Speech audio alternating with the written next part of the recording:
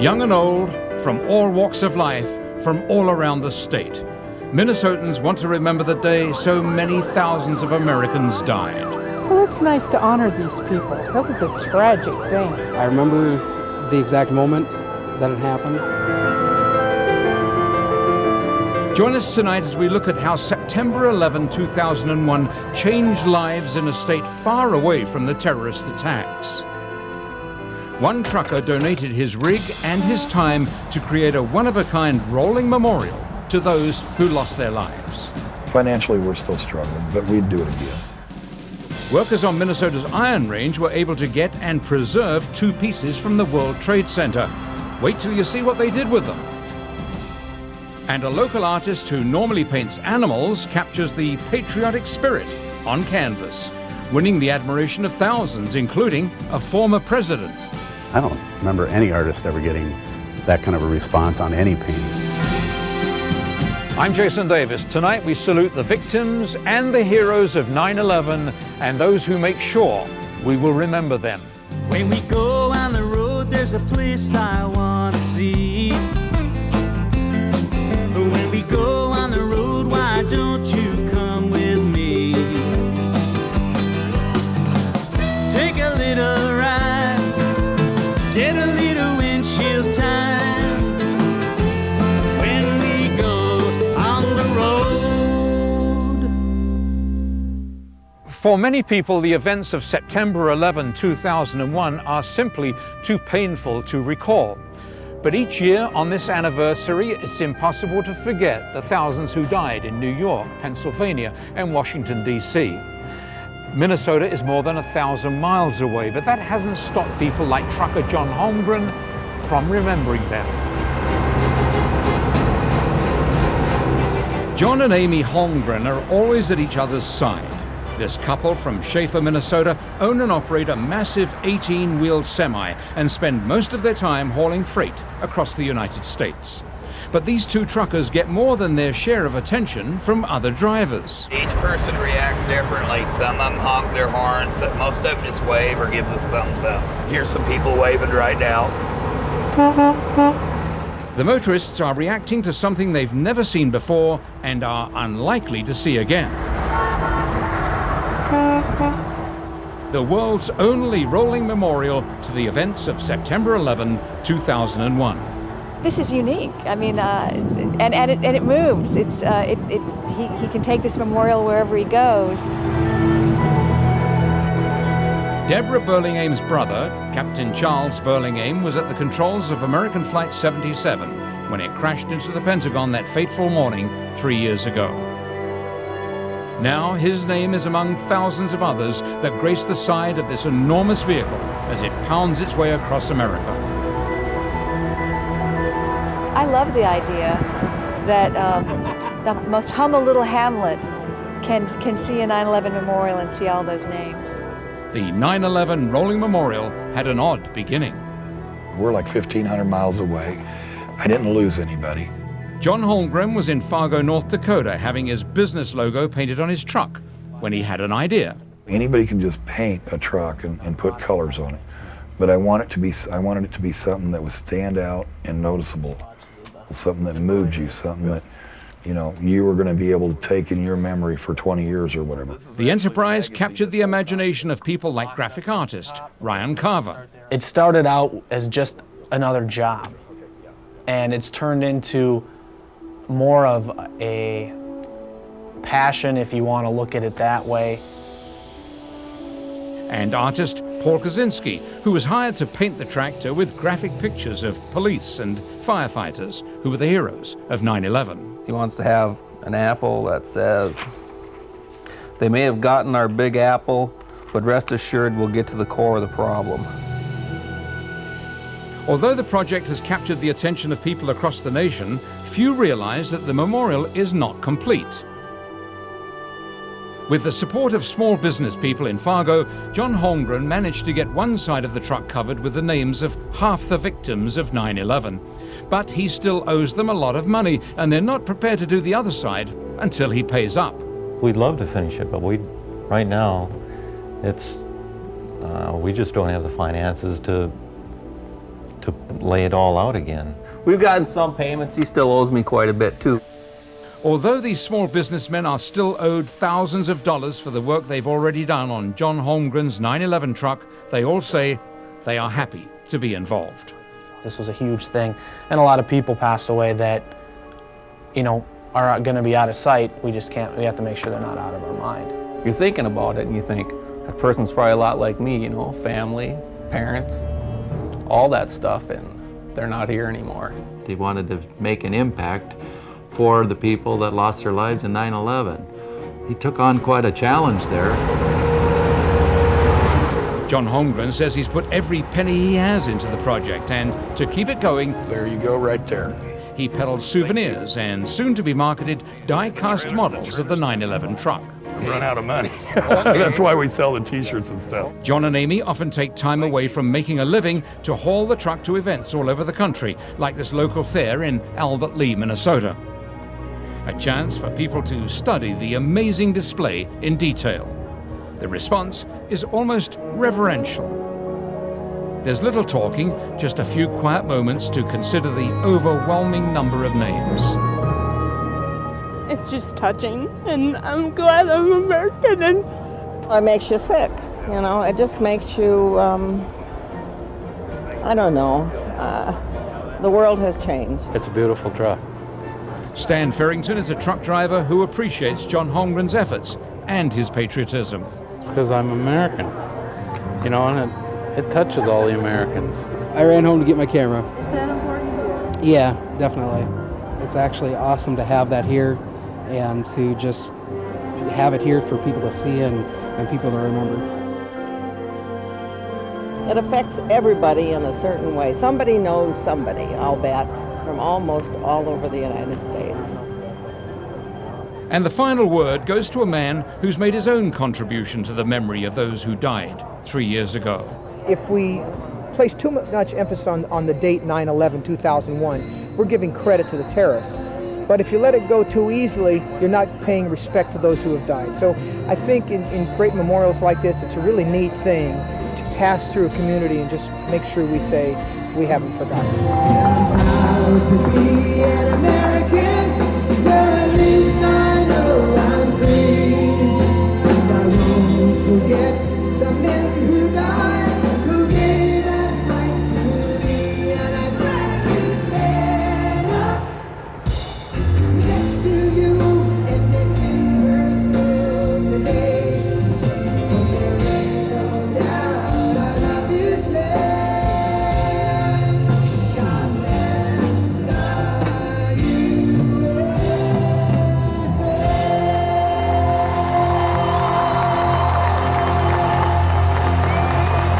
Just a few days ago, a company in New Jersey filled in the blank side of John Holmgren's truck with the rest of the victims' names. The little town of Mountain Iron on Minnesota's range is not the most likely place to find a memorial to those who died on 9/11. But there's a very good reason why this touching and imposing tribute is located here outside an iron ore mine. We saw the devastation, we saw the loss of life, and we saw how America and Americans came together. As the disastrous results of 9/11 reverberated around the world, workers at this iron ore mine in northern Minnesota searched for something they could do. Far from the events unfolding on the East Coast, these self-described blue-collar working stiffs wanted to show their solidarity and their compassion. Almost before the dust had settled, they had an idea. We could make a memorial. We could do something. Dan Melanius is a mine analyst, but he also does a lot of the graphic work, so he was tapped to create a fitting tribute to the people who died and to the heroes who tried to save them. Just start thinking about all the people that were involved on the planes and in the towers, and so when they came up and asked me to design it, I said, yeah, I'd be more than happy to. So began a unique collaboration of workers at the mine. They all worked together to create a monument to 9/11 that would stand just by the mine gates. A memorial that is not only an imposing sculpture of stainless steel, wood and concrete, but a resting place for a remnant of the World Trade Center. A larger piece of the Twin Towers was shipped from New York to serve as a stand for a plaque recognizing all the people who helped design and build it. Every day, all 1,100 employees would drive by it at least twice. And over the past 3 years, many people have quietly stopped to pay their respects. There always seem to be flowers or something here. Greg Suonen says the memorial they created will stand here for a very long time, not only for the iron ore miners, but for all of us, and our children, and their children, and their children.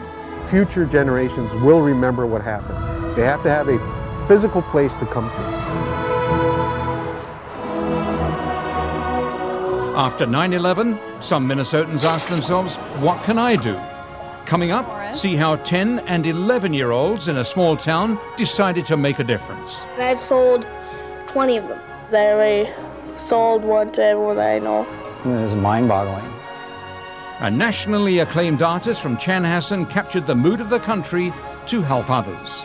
I think personally everything that happens bad, there's something that good that comes out of it. If you see Amy, it must be Tuesday. Later, you'll meet the young woman who encourages commuters to remember those who died.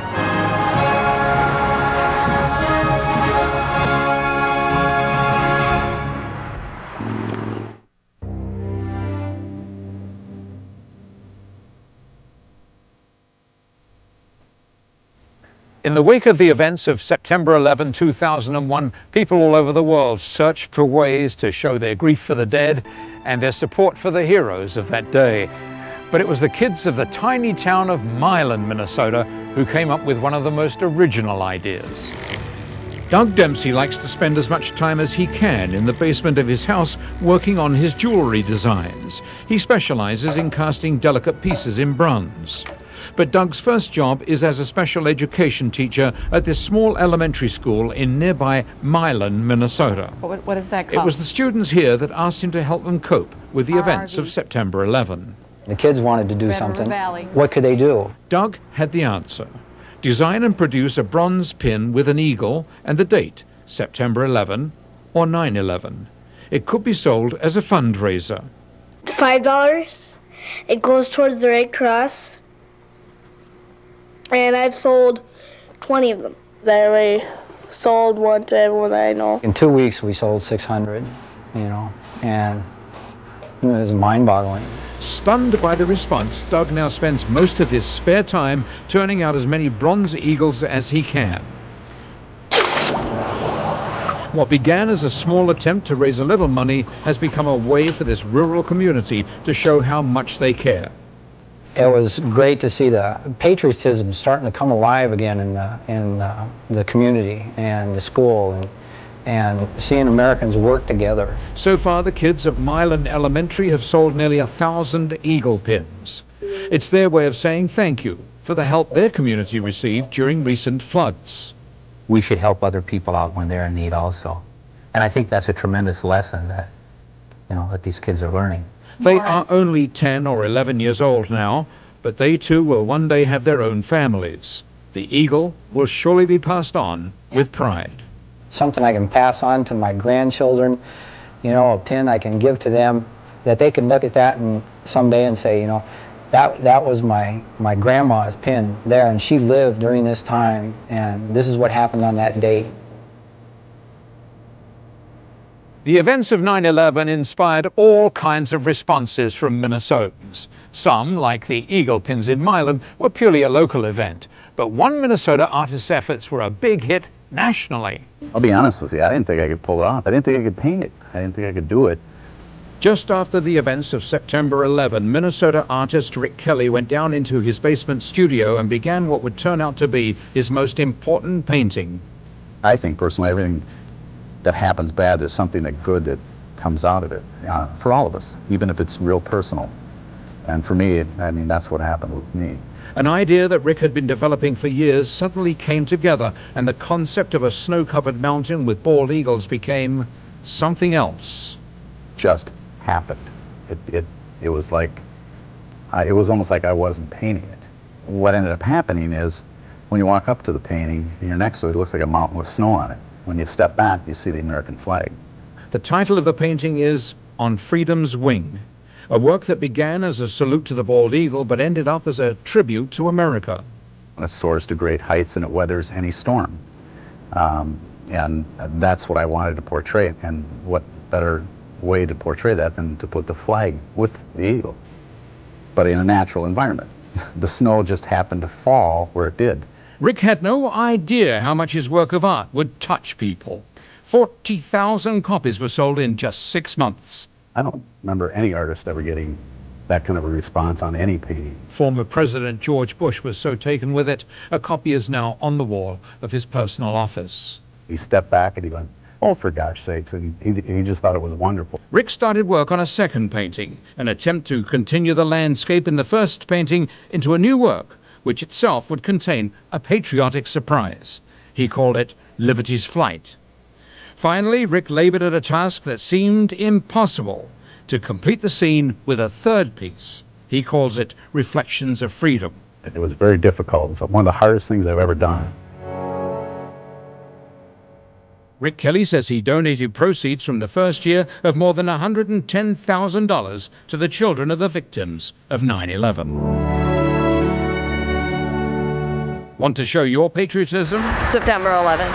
I want to commemorate the fact of what happened that day and never forget it. You'll meet a Minnesotan who shows no signs of giving up her weekly appointment with a freeway overpass.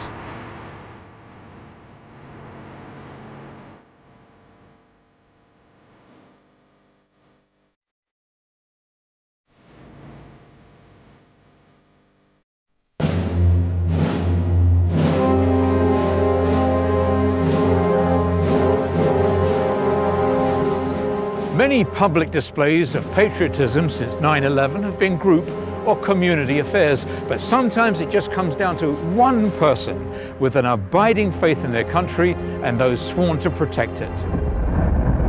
It's late afternoon on a Tuesday, and drivers heading east out of St. Paul on Interstate 94 have come to expect the congestion, the backups, and a flurry of honking for the young woman with the flag.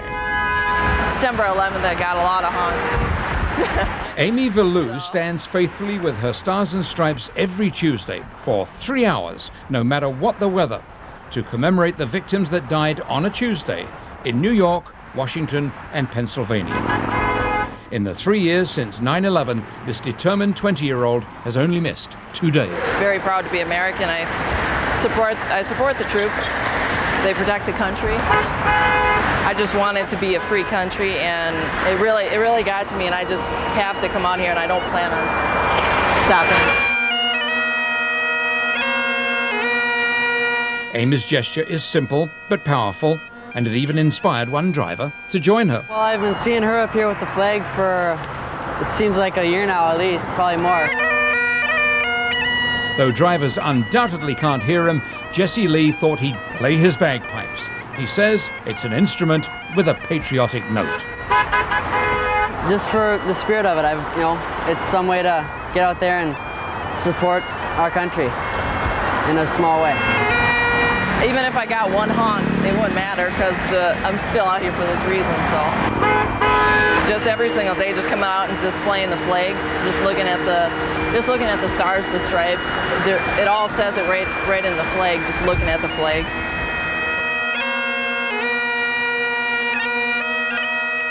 Some of you might like to see this imposing memorial for yourselves, so we thought we'd tell you how to get here. And while we're at it, here's a couple of other interesting places to see on Minnesota's Iron Range. You'll find this special place in Minnesota if you take Highway 53 north through Virginia, then County Road 102 west for about 1.5 miles. If you choose to stay overnight in the Virginia area, a good place to eat and drink is the famous Sawmill Bar and Restaurant, which offers a variety of sandwiches for lunch or dinner. It's across from the Iron Trail, a road that connects 11 communities along a 50-mile stretch. The area was settled in the early to mid-1800s by miners, loggers, and railroaders. Today, it's an area for recreation and tourism. This being the Iron Range, there's an emphasis on the favorite local sport of hockey. Nearby Eveleth is the home of the Hockey Hall of Fame. And just a few blocks away is one of the most extraordinary sights in Minnesota, the world's largest hockey stick. If you'd like more information about tonight's destination, just go to our website at KSTP.com. Click on More News and look for 5 on the Road. Still ahead, our On the Road classic story. It's about a man who carries his message of hope and peace wherever he goes.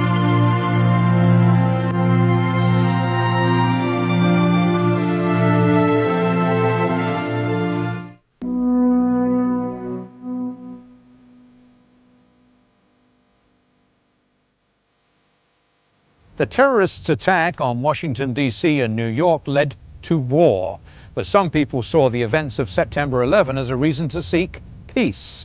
We traveled to Onalaska, Wisconsin to meet a man who wants to unite the children of the world. Shortly after September the 11th, 2001, La Crosse, Wisconsin businessman Jim Brush designed a world peace flag. What a healing flag this could be for the entire world to have. Hopefully this flag will be raised in every country in the world. Jim's flag has yet to get the acceptance he hoped, but the foundation it represents has now very specific aims. Teaching our children around the world to become friends, not enemies. That's why Jim Brush drives around in a brand new Hummer emblazoned with the red, white, and blue of his World Peace Foundation. Most of the kids over in Iraq or Afghanistan, they've been taught to hate us. Well, the kids live what they learn, don't they? Jim dreams of schools around the world getting together on the internet. They can talk on the computers worldwide and see each other on the computer, and they can learn each other's cultures, and they can learn each other's religions and respect those things. When the children grow up and they become congressmen and senators and mayors and governors, they're not going to be for war because they've had an education on how to get along with other countries. They have to learn to read and write. Well, they should also have to learn to get along with other countries. Jim Brush is an idealist with a conviction. He says if there'd been a World Peace Foundation in schools a generation ago, the world would be a better place. I don't think we'd be going to war today, no. Jim Brush has already spent $100,000 of his own money on his World Peace Foundation. Other funding he hopes will come from the sale of things like this peace puppy and a miniature version of his Hummer. Dramatic monuments like this remind us of a day that we will never forget. But for generations yet to come, they serve a different role, to tell of a day that changed the world that they will inherit. I'm Jason Davis in Mountain Iron. Drive carefully, and we'll see you next week.